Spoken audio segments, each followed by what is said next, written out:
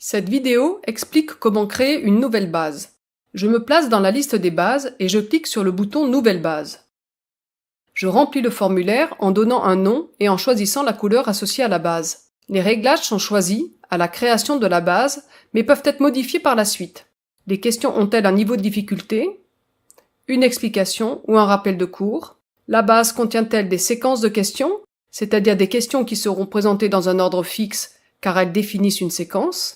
Ai-je besoin d'un éditeur de texte, de spécifier le score, le temps de réponse? Tous ces réglages représentent autant de paramètres que l'administrateur souhaite définir spécifiquement pour chaque question. La base de questions est-elle structurée en domaines? Considérez les domaines comme des chapitres. Ajouter ou supprimer des domaines à l'aide des touches plus ou corbeille. À la fin, enregistrez votre base et retrouvez-la dans la liste. Pour ajouter des questions dans la base, il est possible de faire des imports de fichiers ou de les créer manuellement au moyen d'un formulaire. Pour l'import, je peux utiliser le fichier exemple. Ce fichier commence par rappeler les types de questions possibles. Chaque question est un tableau. L'item est l'identifiant unique d'une question. Le type de la question est obligatoire.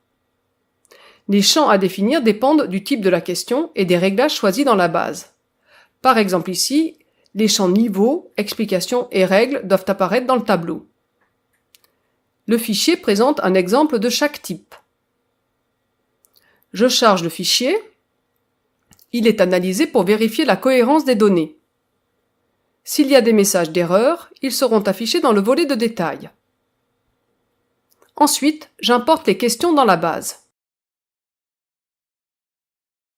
Seules les questions correctes sont importées. Puis je vérifie que mes questions sont présentes dans la base. Je peux créer une question au moyen d'un formulaire. Je retrouve les domaines et je remplis les champs. En choisissant le type, le format de la question s'adapte automatiquement. Je peux ajouter des images. Quand j'ai fini, je choisis le statut de la question, brouillon si je n'ai pas terminé, proposer si je veux la faire valider par un valideur, ou active si je souhaite l'intégrer directement dans la base. Notez que ce droit est réservé aux utilisateurs qui sont administrateurs ou valideurs. Quand la question a été passée dans plusieurs tests, je peux voir ses statistiques. Fréquence d'utilisation, temps de réponse, taux d'erreur, ce sont autant d'indicateurs importants relatifs aux questions.